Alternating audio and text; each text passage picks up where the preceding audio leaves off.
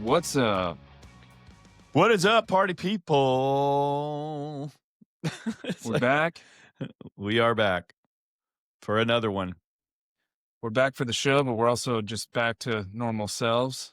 Oh my goodness gracious! Had quite an adventure a few days ago, and actually, I snapped back pretty quick.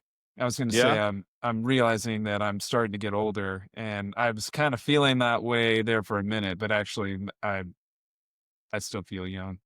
Well, let's we'll tell our listener what you did. So I call you. Okay, I'll rewind. August 27th last year, Oasis announces shows in the U.S. I was already bummed because I couldn't get UK shows. Probably one of my favorite bands ever.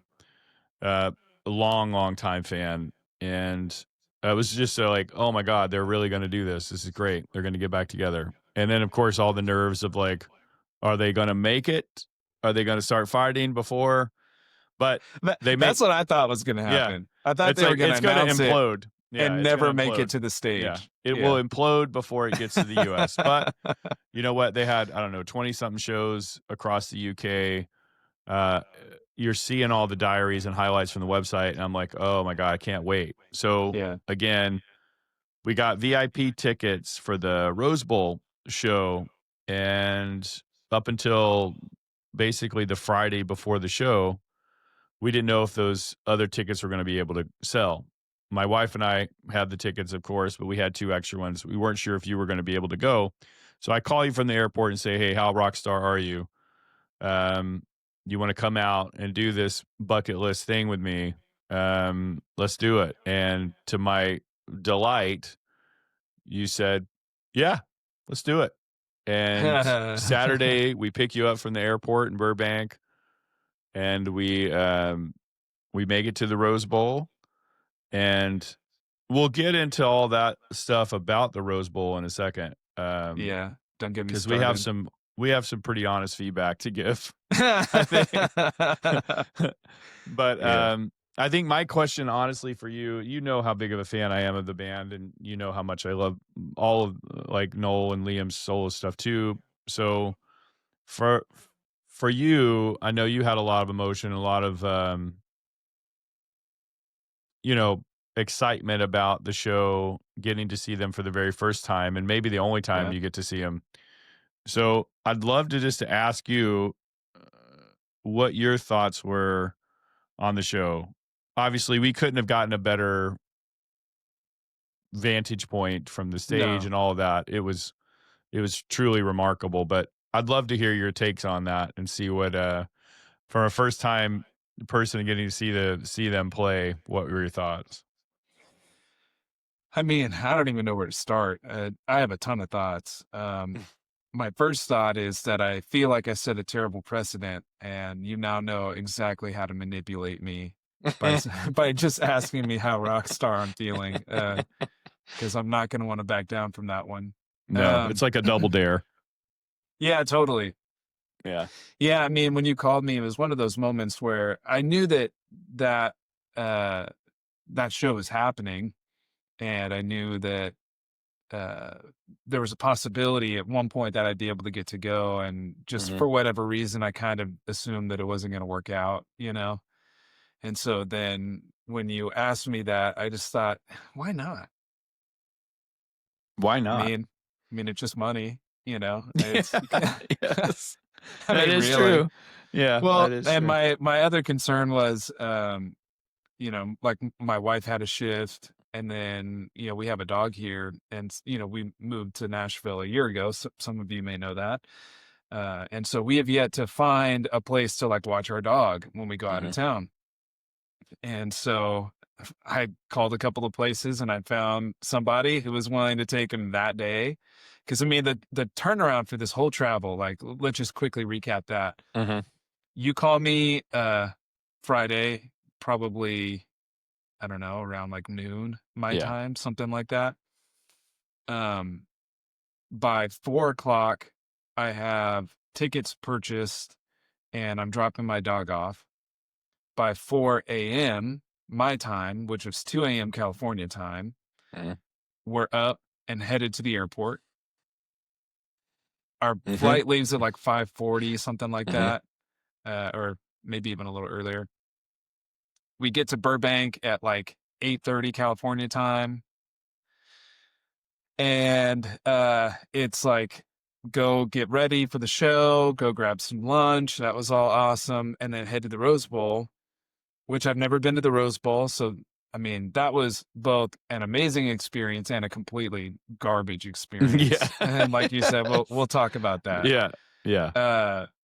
Watch the show and then get back to the hotel that night, crash, get up at 7 California time and jump back on a flight. And I was home by, the whole thing was like less than 48 hours, you know, I mean, it was a whirlwind trip. So Yeah. that was pretty crazy, but the show itself, I mean, it was amazing. You know, I mean, I expected it to be amazing. Yeah. So there's that. And I've seen Noel a couple of times with you, actually. Yes. Once in San Francisco and then once in Oakland, I think, at the Fox. at the Fox, yeah. Yeah. And I'm familiar with their music, of course, you know, more so their earlier material. You know, I wouldn't say that I know the full catalog by heart or anything like that, but what was so cool about it is, one, just seeing them together, because I've never seen Liam before. I've seen him in videos, I've seen him in interviews, I've seen him, you know, concert footage, but I've never seen him live in the way that I've seen Noel. And a few things caught me by surprise, actually. Like, for as much as I've listened to their music, and I know that Noel's a great singer because I've heard his solo stuff and seen him live, I didn't realize just how much Oasis material featured Noel as the primary singer. Like, I knew he sang background vocals. Amazing singer. Oh yeah, he's incredible. So that's not to take anything away from him, but I was kind of surprised because the show felt almost 50-50 between them. Maybe not quite, maybe like 60-40. But there were quite a few moments that were focused around Noel's voice, and I found that to be interesting. So that was one thing. The visuals in the show were simple but incredible. So like, they didn't have a bunch of like really crazy lights. Obviously, they're not a band that's going to have background dancers and all that kind of thing. No, thank God. Yeah. But they've got this gigantic video display behind them. I mean, it's like unlike any video display I think I've ever seen, and I've seen some pretty spectacular shows. And they were mixing in all these cool graphics, but really it was just highlighting what was happening on stage.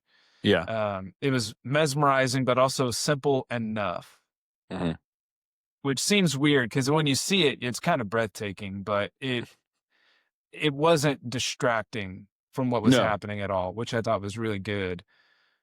Everyone there seemed to be having an amazing time. The Rose Bowl is huge, so it was cool just hearing that many people sing those songs. Also, my wife doesn't really know Oasis. You know, she knows Wonderwall because everyone knows Wonderwall. Yeah. She knows Don't Probably Look Back in Anger. Or Champagne Supernova or something. I don't maybe. know that she even knows that one. She may know that song. So she's familiar with them. You know, I talk about them. And so she knows some of the background. She knows the brothers have been at odds and that they were a huge deal. We got to go through, they had an exhibit there. Like this truck trailer that has this whole like sort of museum type thing in it.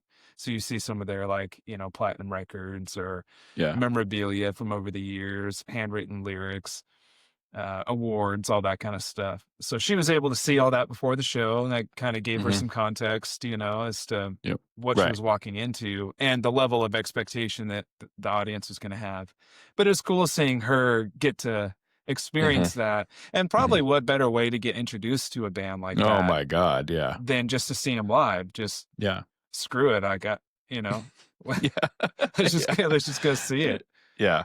So that was all incredible and super fun. Liam sounded great. Noel sounded great. The whole band was locked. They played the hits. Mhm. You know, there was a couple songs that you maybe could.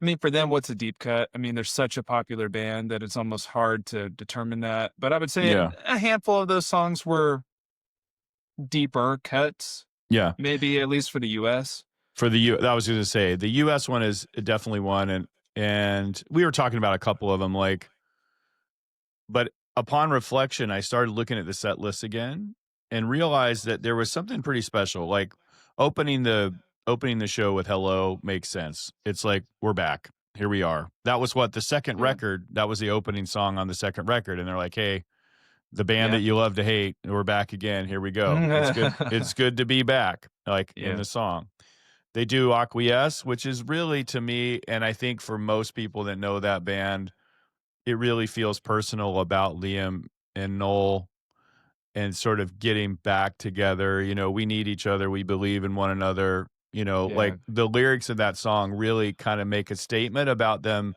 deciding to do this again. Because it did honestly feel for 15 years that it was not going to happen. They just seemed to be really at odds with each other. So Yeah.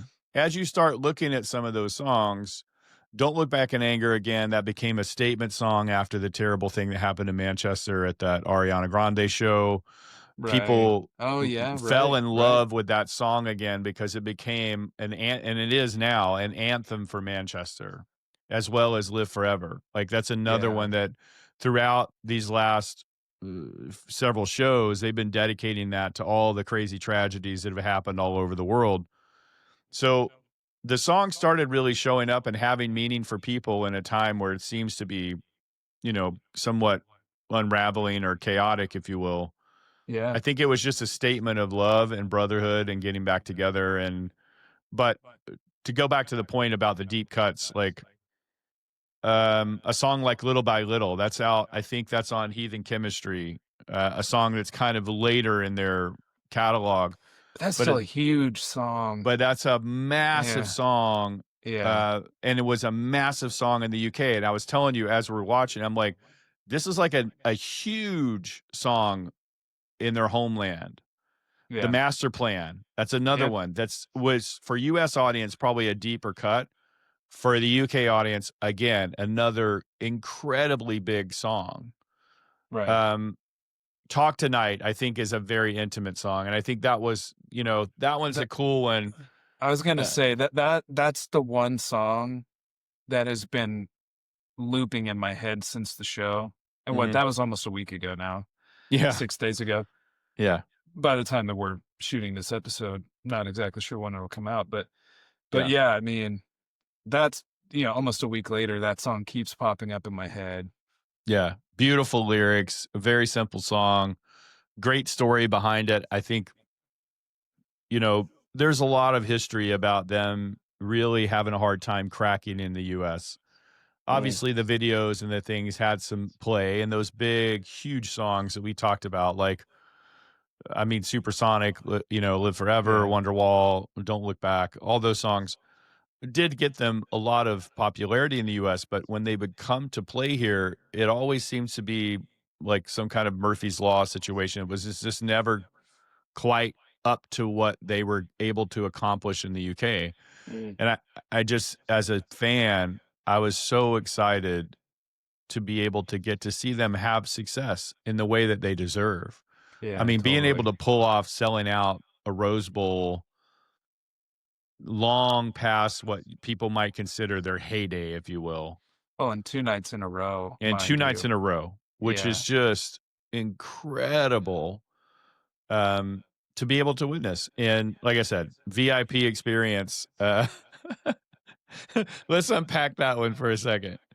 So I'll start in reverse. On the floor, Yeah. very close, a private sort of viewing space for these VIP ticket holders, very close to the stage, right in the center. We couldn't have had a better seat unless we really wanted to get at the very front. But we had And plenty we of could room have to. pushed up there. Oh yeah, yeah. It There was wasn't plenty so of room. packed that we couldn't have done that Yeah, had we wanted to. But we yeah, were, like, right where the sound guys yeah, are, which yeah. The for the triangle. for those who know, the closest you are to where they're doing sound, that's going to be the best audio in the house typically. Yeah. So from that aspect of it, from the moment that we got into the venue itself, it was great.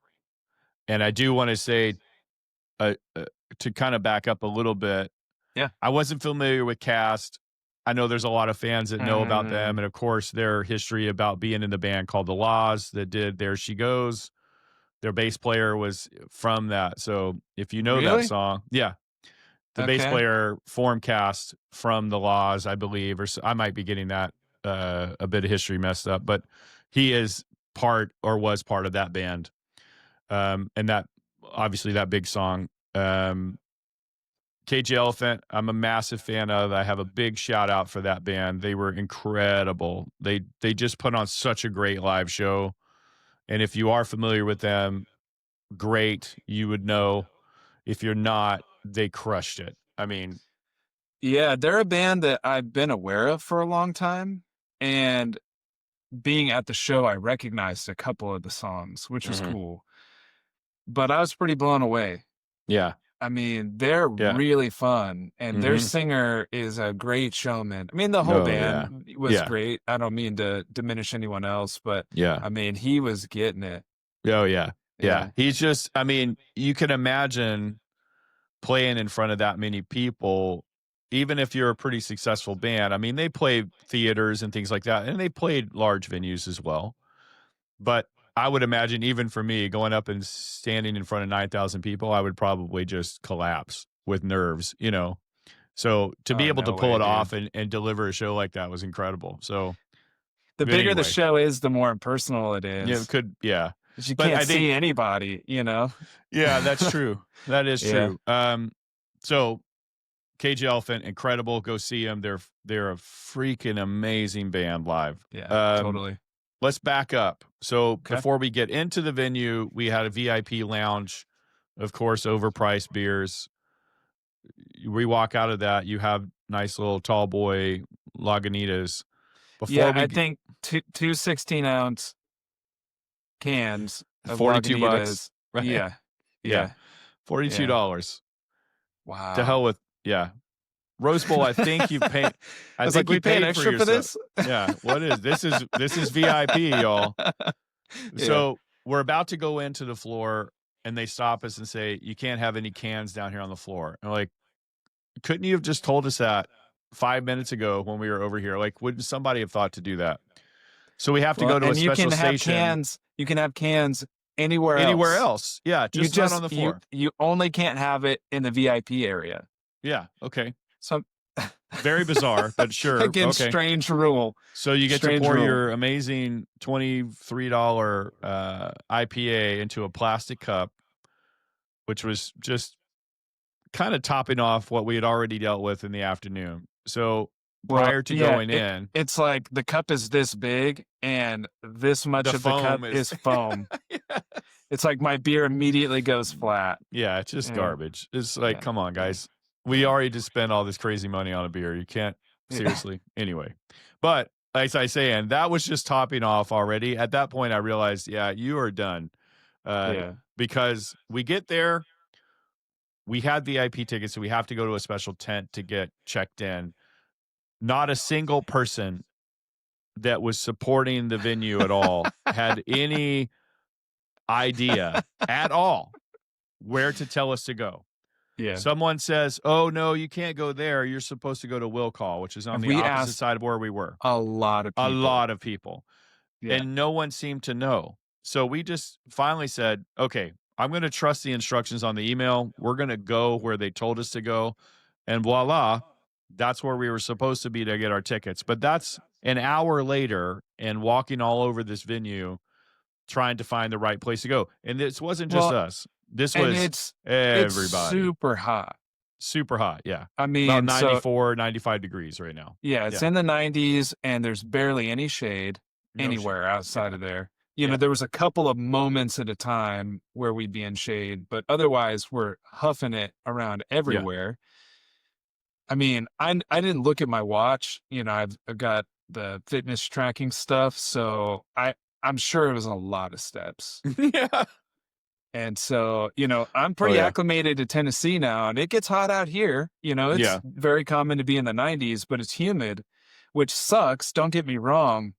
But when you go, it's like a few hours ago, I was in full humidity, Mm. and now I'm in the desert of Pasadena, basically, Yeah. and 90 degrees. Like my nose and sinuses were so dry Oh and yeah. raw. Yeah, Yeah. that's when I That's started different. realizing I'm not California acclimated anymore, because I've never felt Yeah. that way in Southern California Yeah. my whole life. I've always felt very at home there. But that was different. Yeah, it was hot for sure. Yeah. But anyway, let's just say to summarize all that, the outside getting in was a complete disaster. Very disorganized. Not anyone just didn't know. You would think they would have had a team meeting and go, okay, here's the whole run of show. Yeah. Here's what you guys need to be doing. There's these kind of event things happening. There's some VIP stuff. Here's what's going to happen at each venue or each area, if you will, outside of the venue. But no, that wasn't at all the plan. It was like, oh, where am I supposed to go? I don't know. And you could hear people are just, as you're walking by, people Oh, are all yeah. feeling the same thing. Then post show, getting out of there. And I think we got really lucky with this one because there were so many Instagram posts about people making jokes, like their boss calling them 4 days later. And they're like, I'm so sorry. I'm still stuck in an Uber at the Rose Bowl Yeah. trying to get out of the Saturday night Oasis show. I was blown away at how fast we got out of the That parking was lot. by the Like power of 15, 20 Grayskull or minutes, something. maybe. I don't know. Yes. Yeah. It was Well, remarkable. I don't know how we did it. I have no but idea. I don't either. I think we did get lucky. I was We got expecting super it to lucky. be Yeah. a multiple hour deal. Yeah. But Same. just to back up, so it's like, our instructions say, get there at whatever 2:30 is when they start. 2:45, 2:30, something like that. Yeah. So we go, we get through all that nonsense of people telling us to go every which way except for the right way. Excuse me. And so we finally find where we're supposed to be. And then we wait in that line. We get all of our, wristbands and all that stuff that you need to have. And then it's like, cool, now go wait in this other line to get in. We're like, oh, okay. Well, what time does that open so we can actually go inside? Oh, like 2.5 hours from now. Yeah. So we're like, wait, what? What is VIP about that? Yeah, I like don't what know. is, and the line was so long. That VIP line was unbelievably long. Because it didn't have, as you pointed out, not everybody in that line was VIP. It was just the gate. There was a gate entry. That was it. There was no special VIP line. No, not at all. Which is what we thought was going to be special we were entry. wrapped around out into the parking lot into God knows where. A mile away. Yeah, just standing in the sun, getting beat down. So by the time we get in, we've got maybe like 30 minutes until the show starts. Yeah. And so I'm thinking, cool, they've got this lounge inside that we're going to get to hang out at. They got all this stuff. By the time we get in there, we go to the lounge. There's not a single seat available. Right. It's a tiny lounge. Like to sell that as a VIP experience is sad. Yeah. Rose Bowl, you should be ashamed of yourselves. Yeah. There's enough to maybe fit 50 people in there. Yeah. Maybe. Yeah. And not all of it was shaded. Right. So the only seats that were open was one table that was in just full beat down sun. Beat down sun. Yeah. And that's where we get our crazy expensive beers. And we're like, well, there's no place to sit. We might as well go, the show's going to start soon. Yeah. Let's go ahead and go in. Let's check out where we're going to be. Let's grab our spot. And so we're walking on in and then get yelled at that you can't take a can in there. That's where that whole thing happens. And then pour our beer out, it goes flat. My wife and I mean, the other part of it is one, we'd been standing in the sun for hours, but also by the local time, we'd been up since 2 a.m. and only slept 4 hours.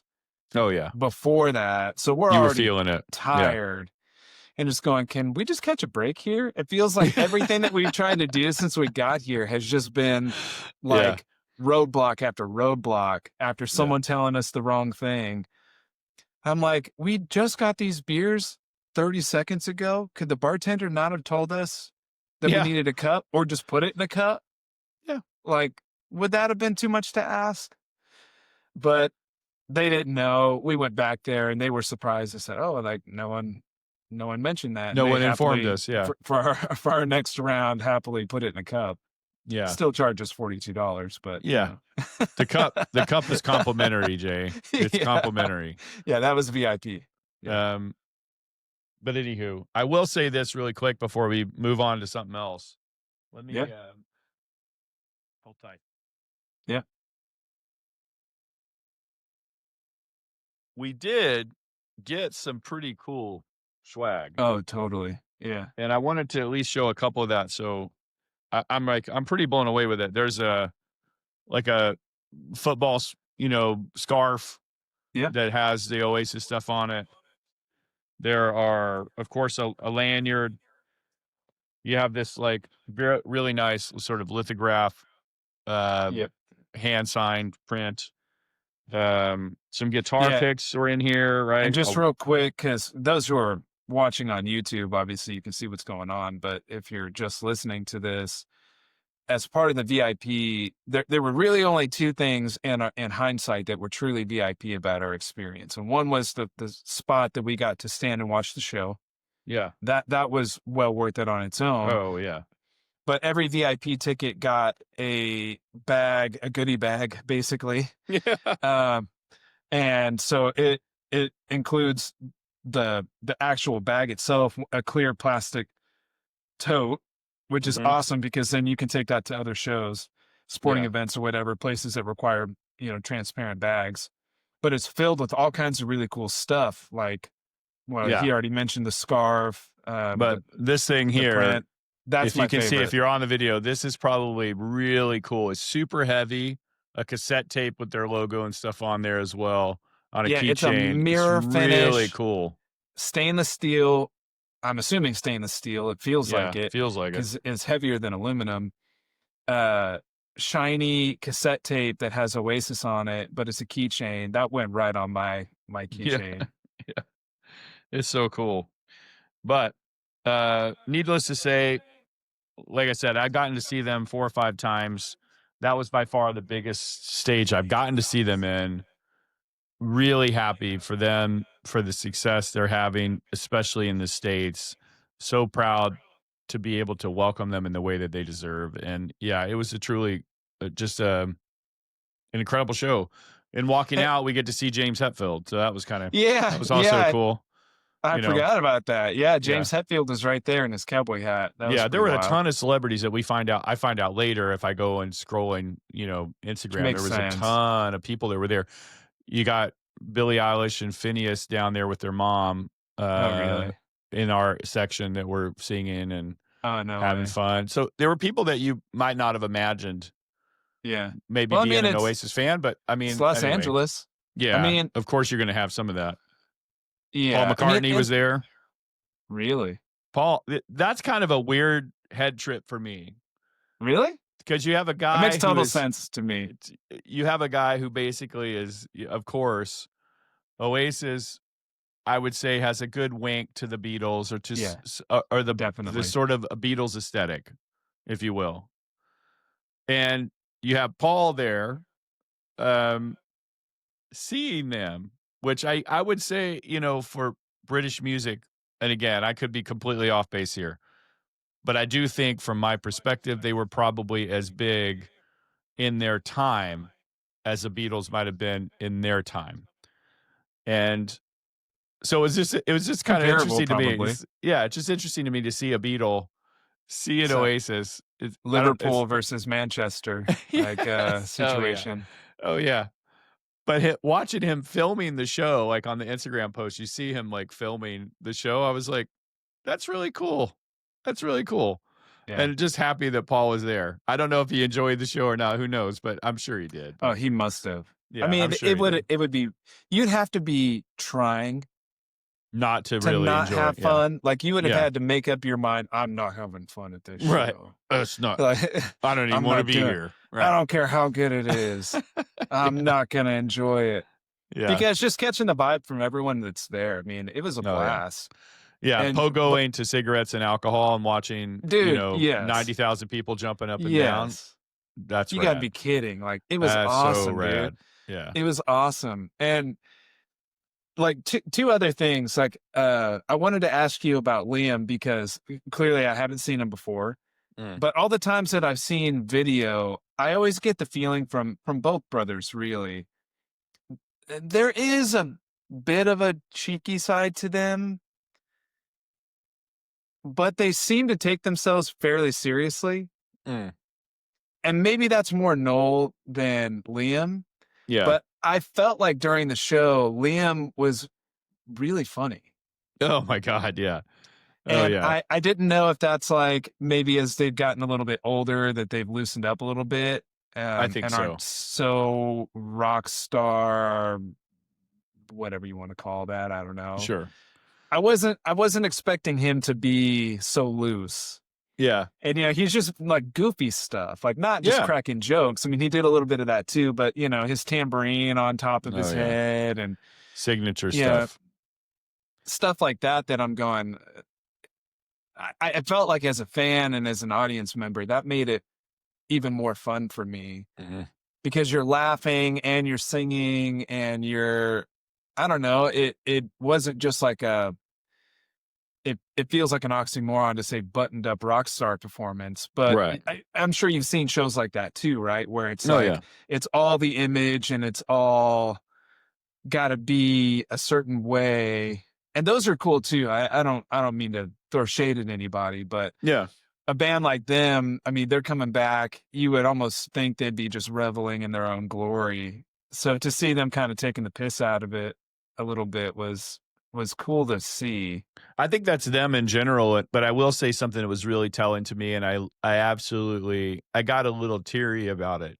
I didn't even tell you this, but there's a moment where Liam, kind of at the end, he's like, "Thanks so much for sticking with us all this time. I know we're not the easiest people to be able to tolerate in the way." And I'm paraphrasing To be fans how I of, said, to yeah, be fans, we can be challenging at times, and we know that. But we just appreciate you so. It was such an authentic and earnest comment, you know, and it really just framed up exactly how he felt. And you can see it on all their Instagram stuff, post the shows, yeah, how excited. I think they legitimately also were like, we did it. We finally were able to achieve something that we always knew we could do here, but from whatever circumstances, we're really never able to do that. You know, to yeah, to kind of put it in perspective, you see them do shows at like Wembley or those big shows with like 250,000 people in the UK. That Heathen Chemistry tour, when I got to see them, it was at the Hard Rock in Orlando. So think about how different. yeah, Do you know what I mean? yeah, Like, and it was a big, it was a pretty sold out show. But again, you're only talking about 1,500 people versus yeah, 250,000, you know? yeah, So for them to get their due, I think in that space was really cool. And yes, I agree. Liam's super funny, but the funny this time isn't really about them poking fun at other people. He did make a little jab at Coldplay, but I think yeah. that's all in good fun. But But I you don't know, know that it was as much at Coldplay as it was just that whole Kiss Cam this Kiss Cam scenario. stuff, yeah, Yeah, yeah. But yeah, his storytelling, all that kind of stuff was funny. Him, poking at his brother a little bit throughout. It was just a yeah, really great celebration of music and love in the most honest way from a band that you can say what you wish. They write incredibly great music that people enjoy and that stood yeah. up for 30 years. It stood the test of time and it will continue to do that. Those are massive anthemic songs um, that people just enjoy. So it was just great. It was really fun. Well, and Really, on really good. that note, I think probably the last takeaway that I really had watching the show was like, and you know this about me, but as a songwriter, I constantly sort of find myself trying to toe this line between uh all you really need is cowboy chords and you should push beyond that to do something quote unquote better, cooler. Mm. I don't know, more complicated, whatever. Right. Like sometimes it feels a little bit rudimentary or I don't know, like you can get in your own head about, is this idea cool enough because it's just GCD Right. or Right. whatever, right? Right. Right. And I'm watching them play all these songs back to back, Mhm. huge hit songs.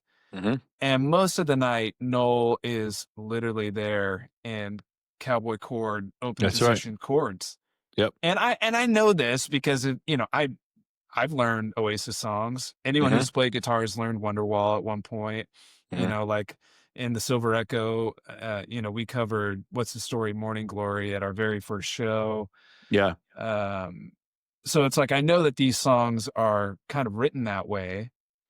Um, but just seeing that many great songs back to back that way really was a good reminder to me of what I always know is true because all of my heroes write songs that way. Whether Yes. it's Yeah. Tom Petty, Yep. Tom Petty being probably the biggest one. Mhm. But like just remembering that if the song works with just that and its simplicity, then it's probably a good song. And Mhm. it doesn't need to be too indulgent. That doesn't mean that then taking that and being creative with it is not a good idea. I don't mean that, or that if you write a complicated arrangement or if you don't play cowboy chords, then it's not a good song. That's the other extreme that I feel like is not true. Yeah. But it was just a good reminder that you can do a whole lot with very little, Mhm. and that it's much more about the attitude and much more about the intention and the passion and uh, the moxie, whatever you want to call it, that you put Yeah. into what it is that you're doing that makes it special. It's not the I don't know, $20 fancy chord that you hit or any of that. Those Right. things all they have their place and they can be special and they can add something extra. But being able to focus on just in its simplicity is it great. Mhm. They're a perfect example of a band who knows how to do that really well. Yeah, and really largely made a good a career on it, to be Yeah. honest. You mentioned something that was really funny. It's a good transition when you talk about attitude. Those brothers came up with the swagger, untouchable swagger, Yeah. honestly. Yeah. And their commentary kind of lived up to that space from right out of the gate. They're like, no, we're the best band in the world. That's that. And now Yeah. we have somebody that's getting a lot of attention through social media, through television, um, Yungblud. And I know a Yeah. lot of people been kind of on this kick with him. I'm not super familiar. I think I was introduced to him at the Ozzy tribute show. Same. And that was probably the first time I heard him. And then you sent me a cover, of course, of another favorite band of mine, The Hmm. Verve. You sent the cover he did of Bittersweet Symphony. And he's a good singer. I think he's really great. Yeah. He has got that Billy Idol kind of curled lip thing going on. Um, Yeah. and and he's expressive, and Yeah. he Very. he says what he feels is on his mind. But I think a lot of people are taking that now as maybe non-authentic or perhaps maybe he's putting on airs, if you will, to create this image that might attract fans or people. But I'll go on the Yeah. merits of his voice. I think he's a great singer. He sounds good to me.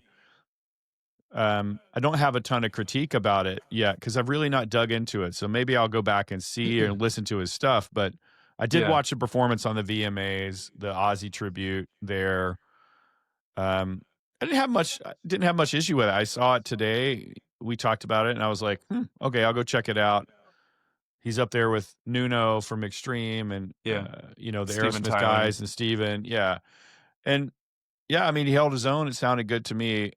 Uh, I just didn't think much about the pomp and circumstance of it, but maybe there's something more to explore there. Well, yeah. I mean, I thought it was an interesting conversation that's popped up because he's another British artist. And Mhm. so I think he's more well known there than he is here. Uh, for you and I, and probably a lot of people here in the US, when they did the Ozzy farewell show, he kind of surprised a lot of people. You know, he did changes Mm. and really sold out. Yeah.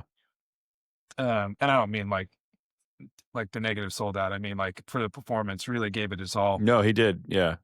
And I was like, wow, I mean, this is pretty good. Mhm. And then you know, I'd seen a couple other little clips and had seen different clips of him with Ozzy, Yeah. and it seemed as though Ozzy uh knew him, and you I know, think had, Ozzy took him under his bat wing and, yeah, you know, groomed him maybe because at least Yungblud's from his perspective, he looked to Ozzy as a mentor, at least from what I've been able to hear or see just from clips, yeah. you know. Well, that's kind of what it seemed like to me, and I didn't know enough of the backstory. And then this VMA performance comes out, and there was quite a few clips of Yungblud on the red carpet being interviewed and talking about different things. And I think some of this starting to rub people the wrong way a little bit. And I kind of get it. If I'm looking at it from the perspective of not really knowing who he is and just Mm. hearing his voice, I mean, the guy is super talented. Yeah. Um, but then you know, like we both like Justin Hawkins from The Darkness, and he's got a great Yeah. YouTube channel. And No, so he yeah. was talking about it, and I I feel like a lot of what he has to say, I see why he's saying it. I also think maybe he's a bit unfair in his assessment.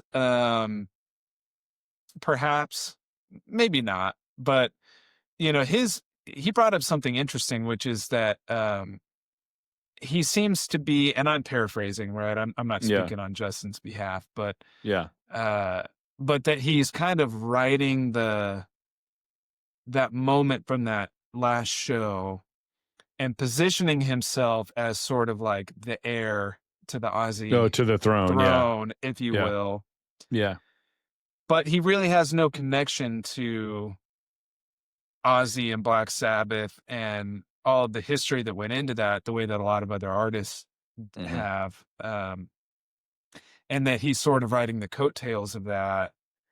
And then even in the way that he's presenting himself to the media and whatnot, seems to be a bit inauthentic, especially when you look at, this was new to me, I didn't know this, but he's the like, you know, British equivalent of a Disney kid, basically. Okay.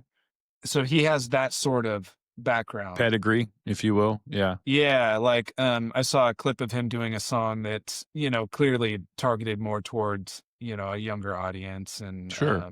not nearly as provocative, let's say, as maybe something Ozzy would have done. Yeah. And they show that during one of Justin Hawkins' videos. And, you know, they're kind of making the joke, oh yeah, this really reminds me of Black Sabbath. Yeah. Yeah. And so really what it brought up to me more than anything is this whole topic of like uh authenticity and finding yourself. And the reason why I take a little bit of issue with what Justin was pointing out, even though he's fair to be pointing it out, is I think anyone who has gone through a period of really trying to find themselves, you end up overdoing it at times, I think. Sure. And you end up in trying to find what's really you. Sometimes you push it a little far and you have to be reined in. You know, if I imagine myself in that situation, you know, maybe I started off as a Disney kid. I didn't, but hypothetically, right? I'd be in a much nicer apartment right now. I would certainly hope so. Yeah. Not that my place is bad, but you know what I mean. Yeah. Yeah, like if I came up that way, kind of like Miley Cyrus is a good example, right? Of someone who really rejected that part of their lives and said like, I don't know exactly how she feels about it, but it seems to me that she feels as though that was not the brightest part of her life. And maybe she's grateful for the opportunity that it presented, but Mhm. she really went through this hard pivot to say, I'm not your princess. I'm not Mhm. your Mhm. role model, even. I'm an artist Yeah. and I'm here to explore a lot of different things. And I think she kind of overcorrected Mm. at that period, maybe, thinking about like the Wrecking Ball era. The We nude go from, show, the nude shows, and yeah, yeah. yeah, yeah, I yeah. mean, you go from Party in the USA to Wrecking Ball to then like eventually kind of settling in somewhere in the middle, which is like what feels like her authentic self. And I don't know, because I don't know her, right? We're Yeah. all going off of perception, which is also Perception, what right. makes this whole thing tough. Yeah. Um, but yeah, I mean, I can see why he might really have right be drinking the Kool-Aid of the moment, so to speak. Maybe getting a little drunk off of that. Mm. And I think he's super talented. So I'm not voting for him to fail by any No. stretch. But I think it's an interesting topic, right? And like Yeah. what really turns people off and what feels inauthentic and why. And like Justin's 50, I think he said in his Mm. video. Yeah. He comes from a perspective, I think, of really wanting to maybe protect the legacy of the heroes that he grew up with. Mm. Because like I grew up with Ozzy and with Black Sabbath, but in a different way than Yeah. someone who's in their 50s did. Yep. Much closer to it happening, right? Mhm. And it becoming what it turned into by the time that I found it, right? Right. I'm 35, but still, I mean, 15 years makes a big difference. Yeah. And also maybe from feeling a little bit like someone of his generation should be the heir, as Mm. opposed to, I got that vibe from his video. I don't know if he would agree with that or if I'm even right. But Yeah. thinking like, there's this young guy who's coming up who really has no connection to the early days of this, Right. who is kind of positioning himself as the guy who's going to take over and be the next Ozzy or whoever, be the next generation rock star that carries that torch. It's like, are you even the best person to carry it? Like Mm. you don't really have a connection to that legacy other than you came in at the very tail end and he showed you some generosity and now you're kind of leveraging that to in a way that maybe feels bad to people who have been in the game a long time. Sure. Yeah. I think looking at that, my take on it is people are going to find themselves and find a journey. He's young. He's got a great voice behind him. So that's great. Obviously, there are people around him that recognize it and can help him maybe market to something that they feel like is going to capitalize on a moment in time. I I, I would never want to capitalize on anyone's passing ever.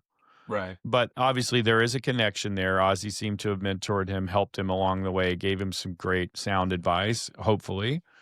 But I agree that he could be on a journey of rediscovery and figuring himself out, as we've seen with Lady Gaga, Billie Mm, Eilish, Miley. There's yeah. countless ones where they're all trying to find who they are, and maybe they started from a thing and they're grateful for that thing because it did give them something else. Justin Timberlake is another one. Like, Yeah. Yeah. but eventually through the course of their arc, if you will, they start to find a little bit more about who they are, what they want to do, because the Justin from maybe Mickey Mouse Club or NSYNC would never do like the Lonely Island, you know, dick in a Yeah. box, I mean, like, Right. so he got comfortable with himself somewhere in that space. I think Lady Gaga now is definitely found who she is, what she wants to do, and okay to change characters from album to album because now people can expect that from her and Yeah. say, okay. But you don't take away anything from the talent itself. If you strip Yeah. all of the, like I said earlier, the pomp and circumstance around all of it, let's just go to Youngblood as a singer and a performer. Can he sing? Mm, Absolutely. Can he perform? Yeah, I don't know if he plays guitar or whatever. He may or not. I don't know. But as far as his his instrument, he's a great singer. The performance on the VMAs sounded great to me. as a huge Ozzy and Black Sabbath fan, I'm not disappointed by it. I do understand people might feel as though, who is this guy? Who does he think he is? He's 20 something years old. He doesn't know Ozzy. He does, and they're putting those things on him, Mm, perhaps. And yeah. so when your public is maybe putting these things on you, or putting that sort of label on you, or he's not authentic, he's this, he's that, he's all that, Mhm. um, maybe at a point, if you're 20, 25, I don't know how old he is, you're grappling with what you should be. How should you respond? I do like fandom and I want to continue to grow my art, but how do I respond in this world where everybody thinks I'm this or that? And at some Right. point, you just kind of put up your middle finger and go, I got to find me and I got to figure out who I am. I go back to Liam, like that. All those clips in the beginning of this concert when we went to Oasis, it's all these like headlines, these terrible headlines about all the things that they've done in their illustrious career. And I can imagine if Yungblud makes it, 30 years, he's probably going to have a ton of those headlines, right? Amy Winehouse, it's another one. It's like Mm, she just gets under the tidal wave. Kurt Cobain, under the tidal wave of yeah. fandom and the expectations of all those things, and it does have sad consequences, especially from those last two people I mentioned. Yeah. And so I kind of want to give him a moment to breathe through it and go, let's see what comes out the other side once some of this maybe quiets down and we're a little bit further removed from the passing of Ozzy. Let's see what happens to him then. I go back to, well, I'll transition into something talking about Mammoth, like or Yeah. Wolfgang Yeah. Van Halen.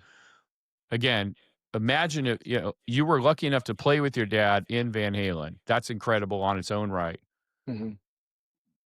That whole family, I don't even understand how they were so talented. It's incredible to me because Wolfgang is an insanely great musician. And if you've Yeah. not heard his No records, doubt. he plays everything on them. It's like Prince plays everything on these records and with flawless precision. But then you kind of look at it and go, well, of course he does, because his uncle and his dad were phenomenal, right? Yeah. And their Yeah. And his parents grandfather and and his yeah. grandfather, Yeah. also an incredible musician. So you Yeah. just There's go, something man, in their there's blood, something in the man. blood for sure with Yeah. them. But he also needed to figure out, and he had to get out of the wake under his dad's legacy. And of Yeah. course, people keep pulling him into the well. A Van Halen tribute here, or a Taylor Hawkins tribute in which they do a Van Halen song because Taylor loved Van Halen. Like, he gets pulled into the mix and he's like, oh man, do you want me to do Hot for Teach? Oh, okay. Or Yeah. I got to learn these songs. So I imagine there's a pressure for him Vimeo, too. like taking Yeah. down his, you know, watching old performances of his uncle playing Right. drums. Right. Yeah. Yeah. And playing drums, trying to play some of those things. Commentary on what it was Yeah. like. So people put the thing on him. It's like, well, yeah, you're the spokesperson for your dad and your uncle, Yeah. and the whole legacy of Van Halen is kind of left on your shoulders. He didn't ask for that. In fact, he's trying to do his own thing. Like, Yeah. listening to his albums, they sound nothing like Van Halen No. whatsoever. But his playing and the precision of his work is definitely like Eddie. Yeah. It is Totally. 100% there. And so if you dig in, and I encourage people who might be a fan of Van Halen, ignore the great David Lee Roth or Sammy Hagar. Just go into the music for a second. If you can appreciate their music and what Eddie did, go listen to his son. He is Yeah. fantastic. And oh, by the way, an insanely great singer too. It's Yeah. almost unfair. Yeah. The guy rips on guitar. He's a phenomenal singer. He can play his ass off on drums, and he plays Yeah. bass too. I'm like, Yeah. okay, dude, you got me. I thought I Yeah. was okay, but I'm Yeah. marginal Writes in those comparison. songs. Oh my God. Yeah, Yeah. writes those songs. And he rips all those crazy guitar parts on acoustic. I don't know if Yeah. you've ever seen any of his acoustic Oh performances, yeah. but he's like tapping his balls off, on Yeah. acoustic guitar. It's so awesome. Yeah. I think the song's called The End or whatever, one of the new Yeah. tracks on the record. Just go Mhm. listen to the guitar part on that. And he's got an Instagram clip of him playing it Yeah. on his dad's old Franken Yeah. Strat. priceless. So great. Yeah. I'm so happy for him. But that's another one that I can imagine, like Yungblud, has had to figure his way through maybe an unfair perspective from the public about who he should be, what he should do, what he should look like, how he should act. Well, Don't do those Van Halen songs. You're not Eddie. Do Van Halen songs because you're his son. It's in your blood. You know, it's like, Jesus, who knows what you should do, how you should think. But I'm happy for him that he's kind of figured out his own yeah. lane, you know? Yeah, I mean, it's funny that you bring up those examples because they really are two different sides of a coin or represent two different approaches because you've got one who's clinging to a legacy, and Ozzy is not Youngblood's dad, so Right. that makes the It's situation a little different, right? Yeah, it is different. But you've got Youngblood really like clinging to the legacy of Ozzy and trying to embody more of that. Mm. And then you've got Wolf who is trying to distance himself, not to distance the family, but to distance the art and say like I'm my own thing. Mm-hmm. Um, both approaches are okay, you know, because there's a lot of people who I think get disappointed that Wolfgang isn't more of like what maybe Dweezil Zappa represents to Right. Frank Zappa's Right. legacy, like Right. someone who's there to kind of be the historian and the Mm-hmm. someone who's there to like kind of keep that alive. Yeah. But man, I don't know that anyone needs to keep Van Halen alive. That stuff ain't going anywhere. No. Good So God, no. I No. totally understand him wanting to say like, "Hey, I have my own thing." Like, Yeah. what they did was incredible, and it doesn't need me. You know. Yeah. And what I need to do is something different. Yeah, really interesting. Yeah. I do find all of that stuff really interesting. And again, as I'm getting older, I'm less likely to rip on anybody for just trying to figure it out. I think we all are on a journey to figure things out from time to time, and Oh we've yeah, all probably had our own sort of pressures or influences that have made us think we should be or shouldn't be a thing or a person or a persona of something. So I'm going to give Youngblood some grace here and let him figure out like what his journey's going to be. And maybe if he yeah, continues to pull on that string a little, I might shift my perspective, but it's too early for me, and I'm not informed about enough of his stuff to really know. But what I've yeah, heard solely on the merits of his singing, he's a great singer, yeah, and totally. I wish him well, you know. And same for Wolf. Like, come on, that guy, holy moly, it's just remarkable. Speaking Yeah, of another remarkable musician, and I think it would be remiss, we didn't get to talk about this the last time, but you know, I know you were a big Mastodon fan. I yeah, definitely like Mastodon. And we lost another great vocalist, guitar player, songwriter in Brett Hines. And just yeah, to a terrible, unfortunate thing, you know. And I'm yeah, sure that community and certainly his family, his friends, his old bandmates. I know he had stepped away from Mastodon shortly before all that happened, at least if I'm understanding that correctly. yeah. Um, and again, just a terrible tragedy that leaves kind of a hole in that world, you know? Yeah, I mean, yeah, it's a bummer topic. Like the whole thing is really sad to me, not just because we lost him, but because of the circumstances. I am a really big Mastodon fan, and I got into them what at the time felt like really late, which Mm. now it's been quite a long time ago. But Yeah. when their Crack the Sky record came out, Yeah. and that remains my favorite record of theirs. But he had such an incredible voice, like Mhm. his voice is what got me into that band because they're unique in the sense that they have three different people singing lead Yeah. vocals in that Yeah. band. That's all switch Um, off or sing and harmonies or yeah, whatever. Yeah. yeah, and they're all really good and different Yeah. people Very in good. different songs, different people in different parts of the songs. You know, they treat it just like an instrument, you Mhm. know, in that way. But it was his voice that really suckered me in. I remember hearing Oblivion Mm. and Oh, that's a great tune. his singing. I was like, man, this guy's got it. Mhm. And you know, they had been already, you know, that's like their fourth album, third Third or album, fourth fourth, album. Yeah. something like that. Yeah.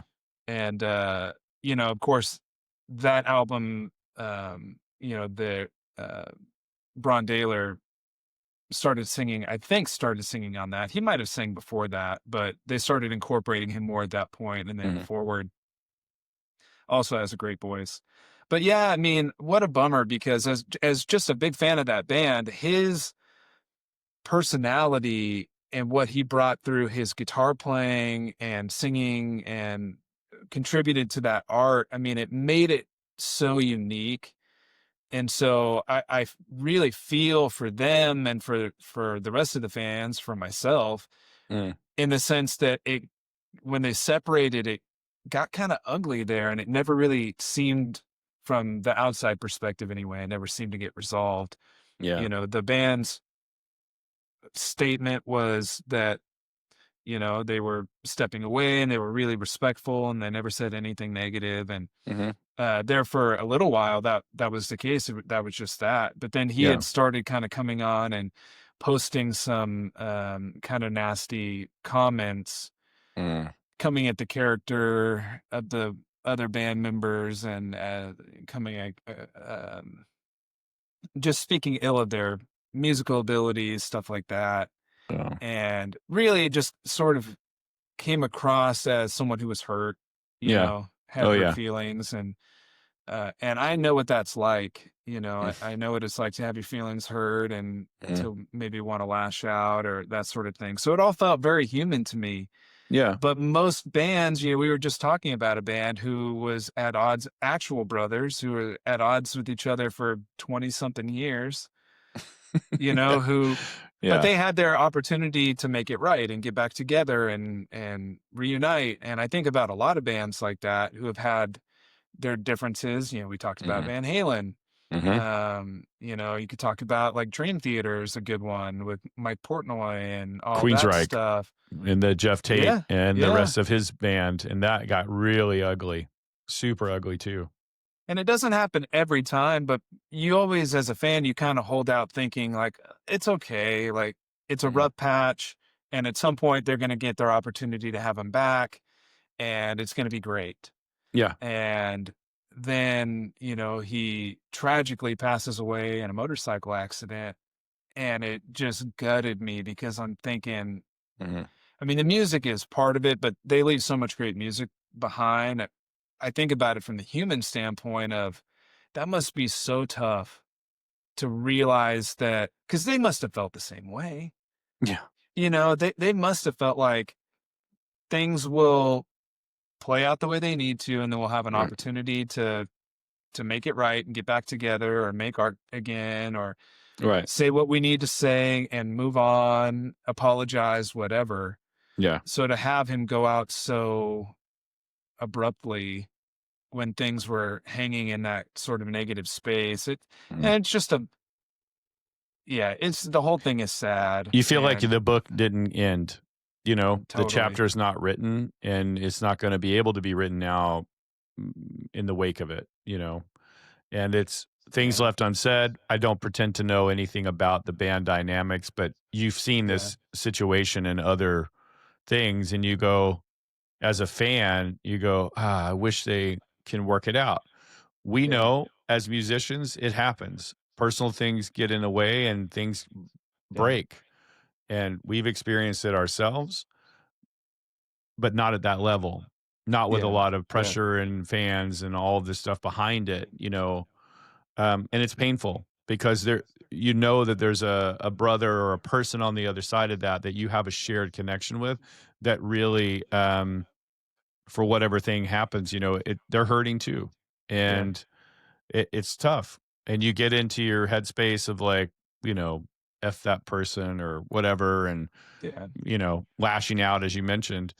And you just go, I just didn't, I hate that it turns into that. It shouldn't, you know, being able to respect the legacy and what's there, I think is really important. I felt heartbroken when Soundgarden had broke up in a way. They never really said that, but it was a hiatus, if you will. And then all of a sudden you see Chris with Audioslave and you go, yeah. wait, what?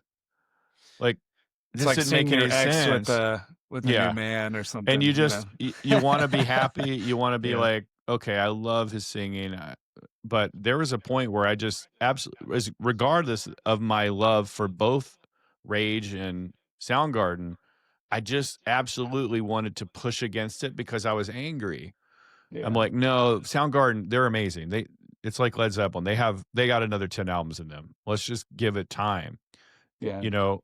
Um, and I'm happy that they figured out and got back together and at least did another record before he passed as well. Yeah. And it was That was a really good exciting, record too. you know. And then you get to see a band like Linkin Park go through a resurgence. And I'm so happy for them too, because all that entire band was totally gutted by Chester's passing as well, and the ugly circumstances of that. Can only imagine. And they Yeah. come up from the ashes like a phoenix with Emily singing with them in a completely reimagined way from what they are, and they've introduced and built a whole new fan base with them again. It's like a new start for them. Well, from zero. I mean, go look at the Yeah. history of Yeah. that and what it meant for them. I think that was his first.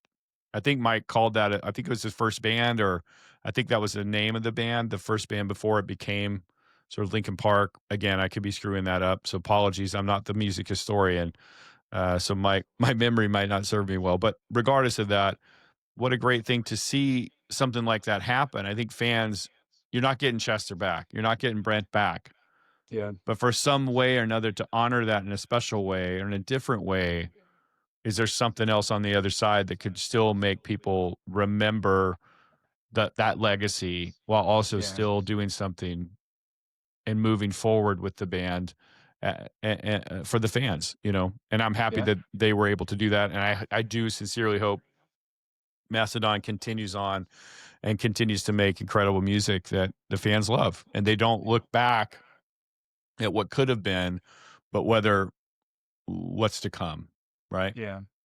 Yeah, definitely.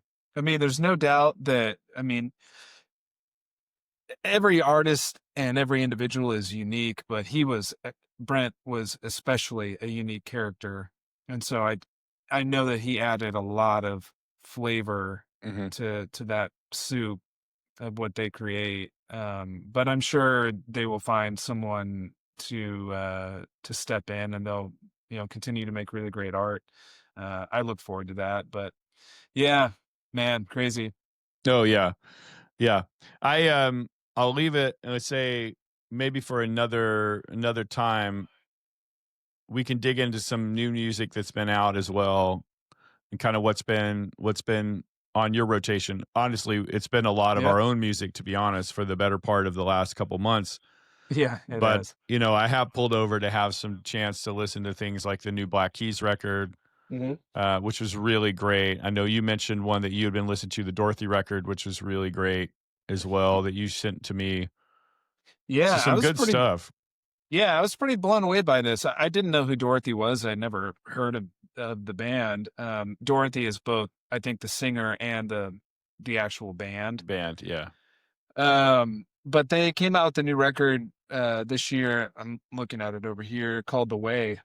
I heard the song Mud first, and that's like the third song on it. And yeah, what they're doing is super cool. I think they're from LA, somewhere in Southern California. Yeah. And yeah, I mean, this is like their third or fourth record, something like that. So I haven't gone fully back through their catalog yet, but really cool rock band, but it reminds me of like ZZ Ward a bit. It reminds me a bit of there was another artist that I was thinking of when I was listening to them. But yeah, it has that sort of like just cool female rock vocal texture without being full metal female vocal. Oh, right. Like, what's her face? I can't think of her name right now. Hailstorm. Actually, Hailstorm is another pretty good parallel. Lizzie Hale has a little bit more. Well, I don't know how I would say that. I mean, Lizzie Hale does take it a little bit further than this Dorothy record does at times, but regardless, like comparisons aside, it's a really really good sounding record with cool songs on it, and I really have enjoyed it. So yeah, that's Yeah. what I have on rotation right now. Yeah, and I need to get into and start listening to some more. So our next episode, we'll talk about some stuff that's in our rotation a little more and go in a little deeper on some new music as well. Because we do listen to a lot of stuff. A lot of times when we're trying to write, for at least for me, I trying to turn things off so I can really get in my own space about what I want to write or what I Yeah. want to try and do. If you're sending me an idea, so I haven't honestly dug in as much as I could. Um, so I'm kind of eager to kind of get in there and sort of listen to see what's new, what's out there, where are things heading, what's sounds good to me. Yeah. And our tastes are so broad in that space that who knows what I'll come back with. But I promise I'll come back with a really great record next round, and something that we can talk about a little more in detail. Yeah, definitely. Cool. Well, I guess we'll sign off here. I'll say once again, if you made it this far, thank you. We appreciate you listening. If you want to stay in contact, you can, do that through our YouTube channel, through our X account, our website, of course, sonicalchemy.com. If you want to know more about our band, The Silver Echo, you can go to thesilverecho.com. Depending on where you're seeing this, you should see links to all that stuff in the description. We appreciate you listening, and until next time, we'll see you later.